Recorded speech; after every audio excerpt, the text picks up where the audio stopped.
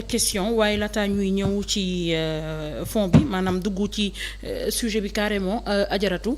ban jàngat nga am ci sortie bi nga xamante ne président Ousmane Sonko def na ko ci France 24. Voilà, donc on a suivi cette déclaration de Ousmane Sonko ci France 24 une sortie boo xamante ne c'était une sortie attendue quand même. Léegi nag li tax mu gën a am solo xëy na peut-être le cachet international bi nga xamante ne am na ko ci parce que ça va permettre à Ousmane Sonko au-delà de la plateforme sénégalaise mooy plateforme yi nga xam ne moom lay utiliser pour wax ak ñi nga xamante ne ñoom ñoo ànd ak moom ñeel donc li nga xamante ne mooy soit Facebook wala chaîne bi nga xamante ne fii lay defee ay déclaration yeneen yu ci ëpp di wax ak ñi nga xamante ne ñoom ñooy askanu Sénégal et ci même loolu sax c'est quelqu'un qui est très suivi ci déclaration yi parce que c'est pas pour rien que bu defee version wolof ba pare da ciy teg version française c'est pour que justement ak communication bi nga xamante ne moom la décidé def maanaam message bi ciy jàllale mu doon message boo xamante ne ñëpp dañu koy jot parce que ku ne xam na ne aujourd'hui les plateformes des réseaux sociaux sont partout dans le monde entier. Maintenant am interview ak France 24 c'est une chaîne boo xamante ne bon après les gens pourront dire que c'est une chaîne propagandiste ou en tout cas am na foo xamante ne fa la féete ou entre autres mais dans tous les cas le fait que mu déjà nangoo waxtaan ak ñoom ci situation bi nga xamante ne moom lay dund dafay apporter benn cachet international ci li nga xamante ne moom mooy carrière bi nga xam ne en tout cas entamé na ko ci wàllu politique et depuis un bon moment ñu gis ne aussi nangu na discuter ak une presse étrangère pour donner opinion am ak point de vue am par rapport ak moom li muy dund donc suivre nañu ko. Et j'ai vu aussi toute la responsabilité de Ousmane Sonko j'ai surtout aimé point bi nga xamante ne mu ngi koy wax comme quoi que jàmmu Sénégal rek moo ko ñor jàmmu Sénégal moo leen ñor et que lépp loo xamante ne ça va dans le sens de pouvoir amener une paix sociale durable au Sénégal moom il est dans cette position-là loolu ça rassure parce que dafay wane ne en réalité le fait que ñu bëgg ko solal un peu une casquette d'homme bi nga xamante ne moom mooy maanaam indi jaxasoo ak ruubeeg ci biir réew wala indi ay coow wala quelqu'un qui est censé tout le temps réveiller une tension au Sénégal que en réalité li nga xamante ne moom mooy préoccupation moom mooy ne jàmm am mais jàmm il faut que mu am ci ay maanaam position il faut que mu am ci ay points yoo xamante ne foofu la war a lalu point de vue boobu situation boobu changé wul après autant ni ngay gisee la responsabilité bi nga xamante ne cet homme politique am na ko autant noonu ngay amee aussi benn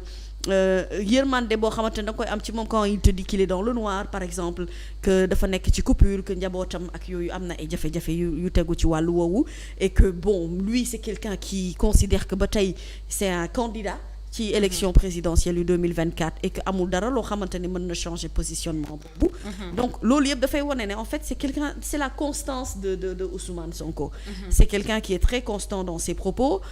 koo xamante ne changé wul il n'a pas encore retourné sa veste du fait situation bi nga xamante ne moom lay dund lu mu metti ak lu mu tartar ak njabootam il reste dans sa lignée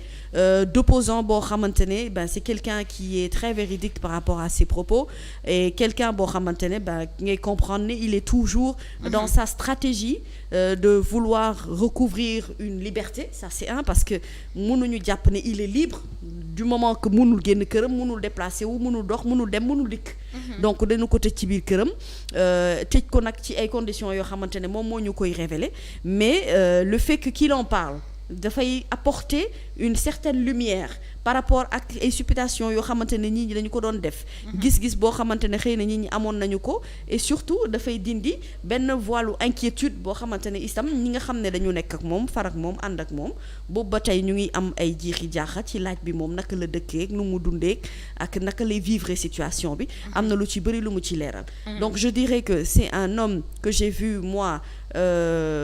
calme et serein par rapport à une situation boo xamante ne moom lay vivre mu nangu ko comme dogalu yàlla boo xamante ne moom moo tegu ci kawam beneen bi ci topp mooy c'est quelqu'un qui reste également droit dans ses bottes par rapport ak li nga xam ne moom mooy politique bi mu bëgg engagé ak ci yoon bi nga xam ne fa la bëgg a nekk jafe-jafeem ak wàllub yoon le discours qu'il tient vis-à-vis également du président de la République Macky Sall ou notamment les questions judiciaires yi nga xamante ne moom moo posé ci ndoddam et puis j'ai vu aussi un homme sensible ou capable de pouvoir pouvoir réveiller l'émotion ci ñi nga xamante ne ñoom ñooy àndandoog ñoom yëpp te loolu yëpp nag c'est des facteurs importants ci homme politique maanaam politique kii politique il faut que mu mën a susciter ay sentiments vis-à-vis de ñi koy bëgg et je pense que ñi ko bëgg ñi ko topp ñëpp c'est sur le fait qu'il est revenu ci li mu jot a dund yëpp ci régime bi mettit yi nga xamante ne moom jàpp na ne teg nañu ko lépp nag te lépp mu jàpp ne injustice na itam waaye le fait que bon malgré tout cela il a toujours le courage d'affirmer et de dire que c'est quelqu'un qui va se présenter en 2024 et que amul dara loo xamante ne jàpp na ne mooy yàq candidature am loolu itam bokk na ci liy dalal xelu ñi nga xam ne ñoom ñoo ànd ak moom. D'accord jërëjëf et finalement interview bi nga xamante ne amal na ko ci France 24 ak France 24 li nga xamante ne joxe na ko maanaam ci actuellement fii nga xamante ne fa la interview bi toll ci wàllum vue ak le cas Birame Souleye Diop dañoo gis gouvernement bi ci ñi nga xamante ne ñoo yor waxukaayam daal di génn daal di nakarlu loolu ba daanaka sax neen nañu rétablir lii di dëgg ci kaawu Birame Souleye Diop finalement dafa mel ni c'est le désamour wala dafa am relation bu corsée entre la France et le gouvernement. Je n'irai pas jusqu'à dire c'est le désamour. Il faut comprendre que aujourd'hui une nation comme la France compte sur coopération bi nga xamante ne doon na ci diggante moom ak état yi nga xamante ne c'est des états francophones yi nekk ci biir Afrique. ñoom ay intérêt la ñuy xool. Aujourd'hui le fait que déjà le président de la République donne une position par rapport ak li nga xam ne mooy participation ci élection présidentielle yu 2024 yi dafay firndeel France comme quoi même si ce n'est pas dit que il faut que ñu am de nouveaux alliés par rapport ak li nga xamante ne moom mooy dessiné wu maanaam ci avenir proche bu politique ou histoire sénégalaise. L'intérêt de la France est de continuer à pouvoir avoir en tout cas cette forme de coopération une certaine mainmise entre guillemets sur li nga xamante ne moom mooy la gestion du Sénégal l'économie sénégalaise ak li nga xamante ne moom moo concerné li ñuy boole yëpp donc cette France là ne va pas si tu veux donne un peu l'impression de maa ngi bëgg jox kaddu wala maa ngi bëgg wan ki nga xamante ne en tout cas bokk na ci opposant yi gën a taxaw ne on est prêt à vous donner la parole bëgg nañu wan la ne boo bëggee communiquer plateforme bi ngay communiquer ngi nii boo bëggee leeral plateforme bi ngay leeral la ngi nii te bien avant ça on a vu des jalons yoo xamante ne posé nañu ko fa période bi nga xamante ne Sénégal mu ngi doon dund yenn manifestation yi gis nañu ay vidéos fuitées ci biir Assemblée nationale française bi nga xam ne on a vu la position de certains députés par rapport ak ni ñuy jàppee ne président Macky Sall noonu lay gérer yenn questions yi nga xamante ne moo ñeel aujourd'hui l'intérêt de la France mooy ne képp koo xamante ne jàpp nañu ne kii candidat la boo xamante ne c'est quelqu'un qui se profile pour moi intelligemment mooy même bu ñu ko waxul dafay am benn forme de soutien bu ndaw boo xamante ne day xaw a manifester wu tuuti pour des questions d'intérêt. Maintenant il faut ñu comprendre que ne la donne en politique a changé. Aujourd'hui ñi nga xamante ne ñoom ñooy ñi aspirer à être président de la République notamment dans des États comme la Guinée on a vu ce qui s'est passé le Mali également maintenant le Sénégal dafay jublu ci ay élections présidentielles yoo xam ne certes il y a une certaine notion de démocratie qui est en train d'être un tout petit peu respectée parce que le président de la République n'a pas essayé de faire un forcing par rapport ak li nga xam ne moom mooy troisième candidature bi bu boobaa doonoon na jural situation yu mel ni Côte d'Ivoire mais xam nga Sénégal par exemple ak Côte d'Ivoire c'est des États importants pour des républiques comme des républiques françaises. Effectivement. Sénégal ci wàllu coopération ak ci richesse yi nga xamante ne découvrir nañu ko fi yëpp l'intérêt de la France c'est de continuer à être présent pour le Sénégal. On sait que la Côte d'Ivoire est un grand pays producteur de cacao entre autres également république française entre guillemets boo xam ne état francophone la parce que mooy langue bi mooy donc ñoom ñëpp dañuy soxla ñu am benn mainmise boo xamante ne moom la ñuy yore réew mi. Léegi nag ces chefs d'État africains les nouveaux yi nga xamante ne dañu am une certaine mentalité tu vois qui nous ramène un peu à des héros africains entre guillemets ñooñee d'accord nañu ci forme type de coopération mais beaucoup plus intelligente beaucoup plus inclusive et de manière beaucoup plus réfléchie mooy ne maanaam xam nga quelqu'un un leader comme Ousmane Sonko wax na position par rapport à coopération internationale bañu ko certes mais dane il faut que intérêt yi mu xaw a tolloo wala ba bu dee ëpp mu féetee ci suñu boor mais pas que ñu am mainmise totale ci loolu ça peut arranger ou ne pas arranger mais le fait est que nga am ci tuuti moo gën nga bañ cee am dara. Pour ce sens-là il y a aussi tu vois cette immersion un peu de la Russie qui commence à poser ses jalons un peu ci fi nga xamante ne moom mooy continent africain. Ben la stratégie c'est de ne pas laisser justement les Russes aussi ñu mën a empiéter sur les pas un peu bi nga xamante ne soit France teg na ko wala en tout cas Union européenne ou en tout cas les États-Unis l'Afrique. Donc en fait continent africain mooy continent bi nga xam ne les autres ont compris qu'ils ont besoin de nous. En vérité nous sommes le moteur même bu ñu ko bëggut a nangu. Léegi le fait que ñu nekk le moteur nag c'est au chef d'État yi nga xam ne ñooy aspirer à être président ñu mën a am benn position boo xamante ne dafay leer par rapport ak ëllëg bi nga xamante ne gis nañ ko en termes de coopération internationale. Après le cas de Birame Souleye le fait que Birame boobu ba tey aussi qu'on n'est pas statué sur sa position bi nga xamante ne am na ko ci wàllum Pastef. C'est normal que ça suscite un peu des réactions de gauche à droite. Sans compter que liñ ci jot dañ naan oui mën na am mu créer incident diplomatique ak leneen lu ci topp. Donc day gën a tax ñi nga xamante ne ni dañuy yëngu ci wàllu woowu. dañuy gën a bëgg maanaam am benn position bu leer forme de soutien notamment. Mais il faut comprendre que France mu mën a comprendre ne ce pays est un pays qui s'appelle le Sénégal. Dirigé par des Sénégalais. Qui doivent ñoom ñoo seen bopp ñun maanaam ñoo war a mën a tànn ni nga xamante ne forme de coopération ba ñu bëgg définir. Pour ëllëg te il faut comprendre que le Sénégal aussi fu mu nekk ni dafa nekk ci ay enjeux. Enjeux yoo xamante ne par rapport ak li ñu fi découvrir yëpp ku nekk Sénégal dafa nekk ce point de mire boo xamante ne yow li lay gënal mooy nga am ci tuuti loo ci mën a am tirer avantage. Maintenant nag ki fi nekk dëgg-dëgg wala te nga xam ne dafa war a dem ak keneen ki ko war a wuutu ci wàllum stratégie politique ñooñu ñoo war a réfléchir à ce que li ñuy jiital mu doon l'intérêt des Sénégalais. Effectivement. L'intérêt du Sénégal ak par rapport ak li ñu fi jot a découvrir yëpp et définir également une autre forme parce que Nabou quoi qu'on puisse dire ñu nangu ko ñàkk bañ a nangu ñun ñëpp d'accord nañu ni am nañu certes indépendance mais on a l'impression que ba tey dañoo nekk ci loxol tubaab bi.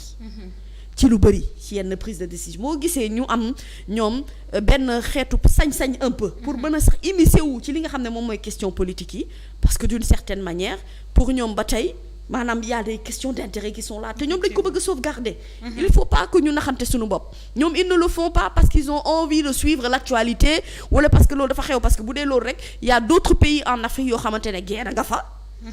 Ay jafe-jafe nga fa yoo xamante ne moo gën a peut-être mën a intéresser nit ñi en termes d'audimat ou entre autres. Mais le fait est que ce qui se passe au Sénégal ça fait un bon moment que actualité sénégalaise bi ci loolu rek lay tourner diggante président de la République Macky Sall Ousmane Sonko président de la République Macky Sall Ousmane Sonko. Y a que ça. Finalement même les autres candidats sont noyés maanaam ñoom ñëpp ku ci moytuwul di nga diig boo diigul dinañ la fàtte. Parce que ñoom ñaar rek ñooy occuper li nga xamante ne moom mooy scène politique bi. Donc bu ñu tolloo ci président foo xamante ne jàkkaarloo na nit ñi ne du def troisième candidature évidemment que question d'intérêt dinañu mën a xool ki nga xam ne moom mooy opposant bi nga xam ne moo jural coow lu yëpp boobu ba tey lan la xalaat ci troisième candidature bi. Sans compter toutes ces séries d'arrestations yi nga xamante ne moom par thème ñu ci bëri ci ñoom teg nañu leen loxo. wala boog ñu ngi am ay jafe-jafe ak wàllub yoon. xool itam également li nga xamante ne moom mooy avenir politique Ousmane Sonko parce que quoi qu'on puisse dire je l'ai toujours dit c'est lui le cas en vrai. Ah d'accord foofu laa bëggoon ñëwee. lan moo tax interview bi mu def France 24 peut-être merloo lii di gouvernement ba ñu gën def ci communiqué comme pour dire que France 24 dafa def parparloo. Ah mais parparloo bi xanaa peut-être kon léegi la ñu ko seetlu. Mais ça fait un bon bout de temps que France 24. Ils ont compris que bu ñu amee interlocuteur bu ñu war a waxal en vrai pour faire grimper ne serait-ce que ñoom seen bopp seen audimat mais c'est Ousmane Sonko def nañ fi interview ak Aïssata Tall Sall n'est-ce pas mu indi ay éclairage par rapport à plusieurs questions yoo xamante ne ça concernait un peu la gestion du président de la République Macky Sall Aïssata Tall Sall membre la boo xamante ne ci gouvernement wu Macky Sall bu toogee donc kooku am na cachet bi nga xamante ne mooy cachet représentatif pour wane ne elle est du pouvoir et justifier notamment yenn action yi nga xam ne moom la parti au pouvoir di def nañ fi interview ak Aminata Touré. Pourquoi Aminata Touré? Parce que c'est quelqu'un boo xamante ne c'est femme la boo xam ne bokkoon na ci système mu Macky Sall bokkatu ci léegi pour di xeex troisième candidature, mais am na soutien un peu bu muy def à Ousmane Sonko. Donc avis boobu day compter. Def nañ fi interview aussi ak ki nga xam ne moom mooy Khalifa Sall. Pourquoi? Parce que Khalifa Sall aussi dafa bokk ci système polémique bi nga xam ne moom mooy xew fu mu nekk nii. Bëgg na bokk tax mu ne bokk ci dialogue bi, dialogue boobu mu dem participer jural na ko tasaaroo ak Yewwi bi nga xamante ne fa la nekkoon en vérité ak problème yi ci jot a am yépp. Donc quand eux ils réfléchissent par rapport ak ñi nga xamante ne ñoom la ñu war a interviewer, je me mets un peu dans la peau du rédacteur en chef bi nga xam ne moom mooy nekk France 24. Attends, je vais pas aller chercher je sais pas moi un Ansoumana Dione. Il ne fait pas l'actualité. Mais celui qui fait l'actualité, le vrai cas fu mu nekk nii, c'est le cas Ousmane Sonko. Parce que bu dee Khalifa Sall entre guillemets c'est réglé, bu dee Karim Wade entre guillemets c'est aussi réglé, mais le cas de Ousmane Sonko moo fi jural ay manifestations. Le cas de Ousmane Sonko moo fi jural ay ñu kase ñu toj oto, moo fi jural ñu barricade këram, moo fi jural plein de choses ba ci jugement yi nga xam ne moom moo passé. Et la vraie question mooy Ousmane Sonko est-ce que dina bokkam déet? Bu dee day bokk nag. Français yi bëgg nañ koo teel xam pour xam ban position la ñuy am. Effectivement. Voilà. Jërëjëf Adjaratou. Alors yaa Seydi ñu daal di ñëw ci li nga xamante ne actuellement moo fi xew mooy président Macky Sall moom nee na du dem ci élection yu 2024 yi waaye dañoo gis ni Ousmane Sonko dafa génn daal di dem waxtaan ak ñii di France 24 waaye daanaka loolu daal waxtaan boobu mu fa amal ak France 24 ni mu ko defee ba wax ni ci wàllum sondage wala ci vues yi ni mu toll ci Ousmane Sonko daal di koy révéler au grand public daanaka neexul lii di gouvernement bi ba ñu génne ab bataaxal pour naqarlu loolee yaa Seydi. waaw man de wax dëgg yàlla bi may waxtaan defe naa muy waxtaanu mooy li ñëpp daj ci seen xel. ma di ci xalaat tuuti. Monsieur président Ousmane Sonko mas na dem Thiénaba. xalif général ba lay passé yal na yàlla yokk yërmandeem. mu toog mu am ay wax yu mu ko wax ay conseils yu am importance. ne ko boo bu la yàlla may ngay lu rëy lu may ñu xañ ñu bëri del demee xel. bu ñu wootee del teew mbaa ñu teewal la maa ngi seede bi di ko def ay conseils yu am importance ci walla ne toll nga ci buntu boo xam ne bii ñu bëri nga ko ñaan yàlla xañ nañ ko jox na la ko mais maa del modeste day àndal ki mag xalaat yu am importance daal man may am lu may jàng toujours ci bon en tant que sénégalais xam jikko sénégalais. Sénégal am na mën nañ am ampleur. mais boo demee natt day manqué. Sénégal Abdoulaye Wade may dundal laa xam lu bëri ba tax lu bëri dama ci xaw a def attention. bi ci des mooy wax na dëgg parce que koo xam ne dañ la kidnappé bon li ñu ko def moo xam ne génnatoo doxatoo waxatoo ñu bokk ci say njaboot di leen ci simpi par benn ne ko ci xol. am na loo xam boo ci toll nag da ngay riposter. ndax yéen tamit ne allah tatamannaw liqaa aduwin bu leen am intention dal ci ku leen ëpp doole surtout buur. waaye su nga demee ba nag seen ak seen yelleef ñu koy xañ mën a ripostel. fa as butu la wax. foofu dafa toll. mais ma bëgg ma am foo xam ne bu fa demee nag xoolal kalaamatu tayyibatu sadaqa na demee xel. sama bàyyi ma sax benn baat. sama réew jar nañu rey ma. mu ne ma waaye nag am naa jabar am doom am sët ñu yaakaar ma. te xam naa su ma faatoo ndax dépense ma yow ma taxoon ma faatoo ndax dépense sa kër ga da nga ma ko war loolu. lu jar taxaw attention la. fi ñu toll nii dafa am lu taxoon ñu coow lu yëpp la Macky Sall du dem nee na dematuma léegi nag ban analyse lañuy def ñun dematuma ku war a dem. ak fu ñu jëm ak ki war a bokk yàlla pare na ci démb bu dee yàlla na ko yow da nga bokk kenn mënu ci ñaari dërëm la tax muy génn parce que nag nit dugg nii kasu génn nekk président nit écarté nañ ko génne ko mu dem ñëw nekk président Abdoulaye Wade lu ñu ko doon wax day taal dëkk bi. da koy taal ba nga ko joxe ba yàq xol yu bëri parce que fii nag fi ñu toll nii mooy xol yu bëri ñi am ñoo xam ñu ngi koy yàq naan nee na day taal dëkk su ma bokkut. mais communique ko opposant la. waaw mais Yacine. non at xaar taarixu baal ma rek. waaw baal ma damay bañ perdre le fil wala ma dama parce que fi nga nekk fa laa lay rejoindre. pourquoi ci taarixu Sénégal il faut nga dugg kaso pour mën a nekk président pourquoi. lan moo tax loolu. mais culture boobu moo war a dañ. moo war dañ parce que du dafa tegul te ko parce que doomu aadama foog nga xojomal ko ba mu war a wax lu war ba mu def mu def te du yoon. parce que chaque jour ma wax fi ne carte d'identité nationale bi président Macky Sall am moom la am moom la dof bi am moom la sëriñ bi am. même pays égalité kon amoo doon ne diw du bokk. mais li ma doon ñaan nag léegi man wax naa ko ba ki dem fi ñu toll nii. faw ay sage jóg ay mag laa wax de. waxuma ngi politicien de ay mag jóg. wax naa ko kër Moustapha Niass xam nga Niass kër bi wax ci dialogue bi. ba ma wax mun na may yow sax xalaat rafet na. man ko monsieur le président mun naa ma ne ko fii Sénégal toll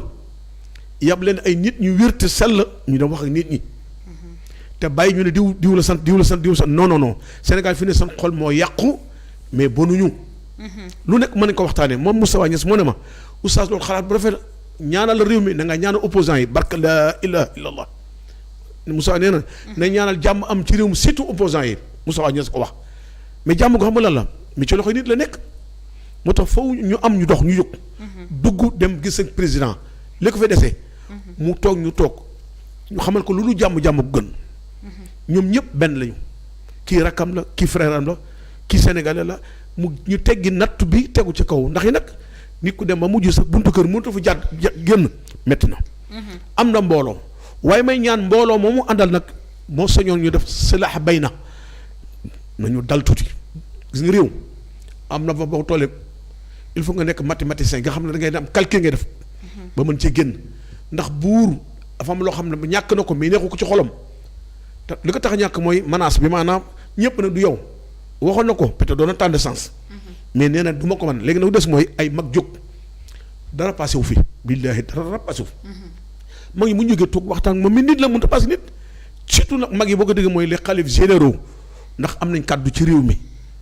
buñ ko wax am na loo xam ne ñun suñu yoon mais ma yoo xam ne ko nag koo ma son jàpp parce que buñ ne prisonnier rek ñëpp lañ ci boole nag tout le monde parce que kaso Omar ibnu Xattaab nee na kaso ñett fa yóbbu nit. li nit wax ba dugg fa.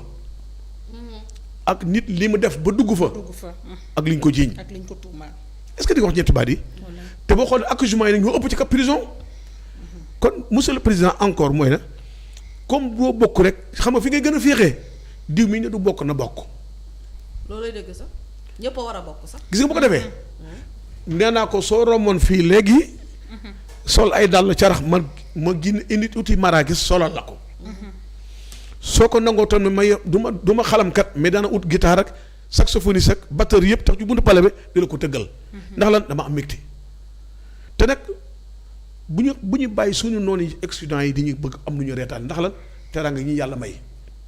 yàlla dañoo may teraanga ngoo xam ne bi du yow du kenn mag ñu baax ñi fi nekkoon nga xam ñoo liggéeyal islam topp ci ginnaaw rasulillah la yàlla xëcc pétrole la xëccal gaz bi yëpp wallaay ñooñu la. kon séddal ñooñu mooy kay. jàmm joo ñoom dañ ci war a bokk ba suñu sët parce que nit buy def dara sët yaa tax. am na koo xam ne ci Madina jullit ak yahut la jullit ñuy di jëmbat benn tàndarma xam nga tàndarma dafa yéex a ñor. mu ne ko yéen jullit yi nag xamul leen dal lii ngay jumbat pour lan yow li nga xam ne juróom dana am fukki at ak nangam du meññ mu ne non duutul man ndax bii may lekk nii suma maam la mi bi nga xam ne tey yaa joxe dépense sama baay la. sama sët yi lay defal lii gis nga loolu culture la kon nañu suuxat suñu réew mi suñu doom yi ñëw ëllëg fekk fi jàmm fekk fi salaam fekk fi dootuñu fay pétrole dootuñu fay courant dootuñu fay ndox. ku bëgg am oto bés am ko am location dañ ci àdduna bi mais li ko waral mooy nañ woote jàmm. ku war a bokk na bokk biddaahi du tee tamit mais yàlla cëral na la monsieur le président yàlla may na la yàlla fàttewu la daal dalaa teral dalaa bëgg dalaa sagal daal li nga def nii. xoolal rek suba si ku bëggoon dem soirée dem nga soirée frontière kenn tëju ko mais da ko gën a neexal mooy naka na ñëpp bokk. loolooy dëgg. gis nga bu ñëpp bokkee di nga xam ne Sénégal fii kenn bonut. sax su ma ko Sénégal non Sénégal mën na mer déconné fii mais amuñu xol Sonko Karim ak ñëpp ci am Sénégal bu gis bu meree day éclaté mais boo ko bàyyi tuuti mu giif. loolu sagu yàlla la. kon di ñaan ay saas na jóg ay mag na jóg dox war a dox wax yu war a dox. su ma soñoon nag moom monsieur le président Sonko su ma soñoon lépp lu jëm ci document judiciaire na koy awkaam wax. loolu dama ko ñaan. ndax moom nitu àll la xam nit ku dëggoo li ci dënn bi lay waxee fekkate sa noonu du xooloo day xool ruusit bu mu mën a jël ba kole ko. ma di ko ñaan soog si wu ma ne ko say document na koy avocat wax. yàlla mi xam moom jàmm monsieur le président kii sa frère la yow frère am nga. ñu ne nee nag dërëm bi gënu gaal gi barke Mouhamed. ñaanal yàlla na ñëpp bokk que le maire gagne. loolooy dëgg. ajaratu wallaay loolooy dëgg ndaxte daanaka fi mu toll nii certes le président Macky Sall renoncé na donte ñu bëri nee nañ il n'a pas renoncé à sa troisième candidature parce que amul woon droit def ko waaye dafa mel ni sénégalais yi li ñëpp di xaar mooy la participation d'Ousmane Sonko maanaam ñu leeral ñu ci Ousmane Sonko ndax 2024 dafay bokk ci ay élections ndax aussi fi mu toll nii mu désamorcé maanaam benn bombe jëm ci wàllum troisième candidature parce que ñëpp xam nañ ni tey bu ko fi waxoon amaana réew mi mën na am ay yëngu-yëngu waaye tey boo dindee boobu noonu ndax dindi fexe leeral ci candidature Ousmane Sonko wala fexe ba ñëpp bokk aussi du tax dégel bi gën a yomb. mais justement mais c'est parce que les Français ont compris que la vraie question c'est ça que ñu jël Ousmane Sonko réaction parce que on a vu les réactions de fusées de partout gis nañu position Yewwi Askan Wi et Ousmane Sonko fait partie de Yewwi Askan Wi. donc ñoom mënoon nañu yem foofu ni ñuy amee ñun information ci wàllu communiqué ñoom ils sont informés sur tout ce qui se passe effectivement même par rapport aux réactions yi nga xamante ne maanaam yeneen leaders yi dañ koy def ñoom yëg nañu ko. mais bu ñu demee ba accorder interview ki nga xamante ne moom mooy Ousmane Sonko pour lui demander position bi nga xamante ne am na ko ci en tout cas. li concernait déjà l'annonce du président de la République Macky Sall par rapport ak et puis booy xool ci biir interview bi. je sais pas ndax vous avez remarqué la même chose mais à un moment donné moi j'ai eu l'impression que présentateur bi en fait da doon bëgg un peu tirer les vers du nez d'Ousmane Sonko xam ba xam ndax am na benn dialogue wala waxtaan boo xamante ne sooke nañu ko ci seen diggante ñoom ñaar pour maanaam ni ñu résoudre kaaw Khalifa Sall résoudre que kaaw Karim Wade est-ce que Ousmane Sonko est dans cette posture et est-ce qu'il est toujours ouvert au dialogue effectivement est-ce que mu ngi ci posture boobu le dialogue bi moom c'est fini acté mais maanaam est-ce que am na waxtaan buy dox ci suuf ci diggante moom ak président de la République Macky Sall loolu moo nekkoon seen problème dem nañ ba di ko laaj ne ko ndax moom est-ce que yow pare nga pour jublu ci waxtaan ak président de la République Macky Sall pour sa question de candidature. C'est là où il lui répond que moom liy intérêt moom mooy jàmmu réew mi. bañul lépp loo xamante ne mooy dox ci stabiliser le Sénégal et que indi jàmm ci réew mi moom Ousmane Sonko ci loolu lay dox. donc c'est une réponse intelligente et réellement en fait noonu sax la war a demee. mais est-ce que loolu nag bu leeral ni le fait que loolu war a mën a am. c'est pas pour autant que dañ ko war a jaarale ci deal. c'est pas pour autant que deal dafa war a nekk wala mu am ci suuf loo xamante ne dañu ko day waxtaane bu ñu yeggee ba ca kaw ñëpp ne patous kenn bañ a wax maanaam lépp lu ñu ci war a def it dafa war a nekk dans la plus grande clairvoyance. loolu on a compris très bien cette réponse bi nga xamante ne moom la ci Ousmane Sonko def. mais en vérité je l'ai dit et je l'ai toujours dit et ça reste mon opinion. ba keroog bokk may gis leneen lu koy dindi dama ne. Nabukor. Hormis cette question de la troisième candidature parce que c'était une question importante et cruciale pour l'avenir politique de ce pays par rapport ak histoire au Sénégal fi ñu jaar lépp pour yegg fi ñu yegg nii tey xeex ko ci wàllum démocratie surtout lu jëm ci wàllu troisième mandat c'était important que président de la République Yewwi Askan Wi par rapport ak question boobu loolu c'était une question primordiale cruciale ci li nga xam ne mooy élection présidentielle c'est fait. Mais hormis cette question de la troisième candidature la vraie question mooy la participation ou non de Ousmane Sonko ci élection présidentielle yu 2024. jërëjëf léegi nag ci discours am à la nation ndax am nañ jortu ne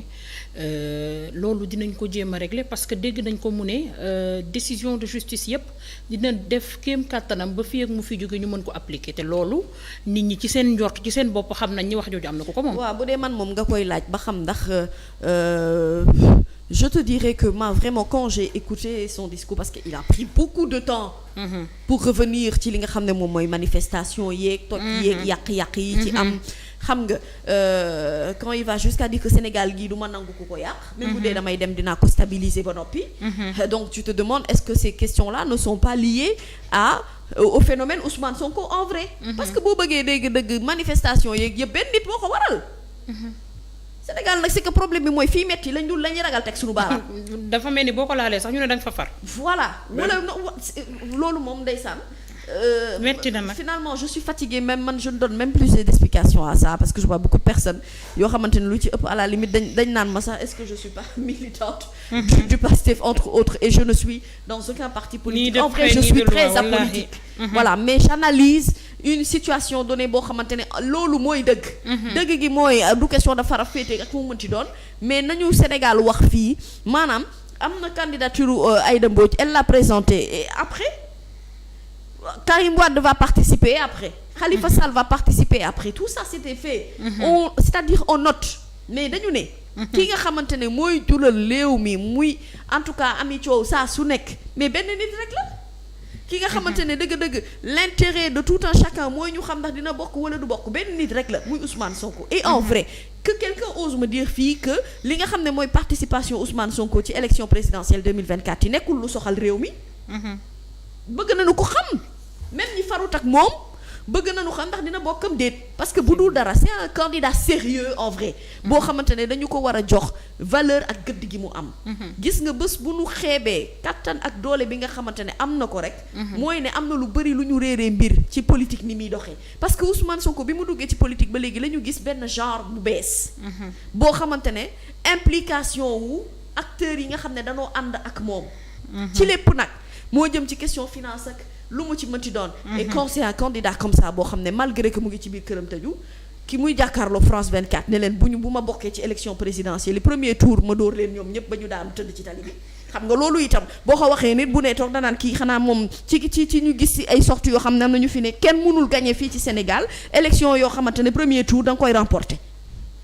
à la limite tu te demandes est-ce que c'est pas une réponse boo xamante ne c'est donné entre guillemets ci ki nga xamante ne jotoon na def sortie donte du France 24 mais les propos ont été dits et les réponses ont été apportées par rapport à beaucoup de questions yoo xamante ne on se le pose ou pas maintenant la question est avec ces condamnations là Ousmane Sonko dina bokk am déet loolu la ñëpp bëgg xam. c'est la grande question man na ñaari baat laa ci bëgg participer bala ngaa tëj. waaw très rapidement. dafa am ñoo xam ne bii. seen yoon nekkul ci Sonko nii Karim nii Macky Sall. sama zaan seen alal ñu yàq ko te li ko sokke dara la neexul ci xol koo xam ne bi politigul pëggaanidugul ñu dajji magasin jël alalam ndax lan action bi am moo tax loolu man dafa ma metti lool te bokk na ci ñi yàqal ñiy laaj parce que da boo gis xam ñoo xam ne bi bu dara amul bu ñu mën a bu dara amul ñeemu ñu dajji bitigu jàmbur kaana moom daan man dafa ma metti et deux dama bëggoon ne candidat yëpp ñoom ñëpp tey ñu commencé wax seen bilan mais maanaam wax ne man fii laa jël réew mi nii laa koy defee nii lay orienté wu. bokk na ci parce que yëngu-yëngu yëpp boo xoolee yëngu judiciaire lay doon mais économiquement comme ni ko waxee léegi. war nañ taxaw di wax bilan parce que am na ñoo xam ne bii y a beaucoup Sénégal yoo xam ne ay électeurs lañu te doo leen génn ci mbedd doo gis ci mbedd mi. système bi Amérique am la Sénégal am ñoo xam ne ay électeurs lañu. ñoom confiance ak lan ku leen wan orientation la ñuy wooteel. politique la moom politique la waaye li ko indi yëpp mooy stable bi maanaam dëkk bu dal. dëkk bu dal ki la nit ki man taxu di wax sa programme ci la lépp xaj ci la lépp xam comme daal li ñu ci wax rek léegi rek muñ koo ñaane ne diw bu bokkee day gën a neex day tax si dëkk gën a am jàmm mais nañ ko boole ñaan yàlla na bokk en tout cas daal yàlla pare na fi ne kaset day tegaat yàlla billaahi pare na kaset bi ñu def rédivision rek day tegaat kan la xaw ma ko yàlla na jëg Sénégal daal. amiin yaa Seydi jërëjëf alors ñu dem ci deuxième point bi sans tarder détenu politique qu'attend le président pour faire libérer tous ces prisonniers arrêtés lors des manifestations politiques la chaleur dans les prisons est étouffante et l'heure est au dégel Adjaratou Mamy Samb président lan lay xaar pour libérer détenus politiques yi nga xamante ne jàpp nañ leen ci manifestation yi nga xamante ne moom la ñu génn ndax pour mën a yombal cohésion bi ñu wax cohésion sociale bi wala pour nit ñi delluwaat ci jàmm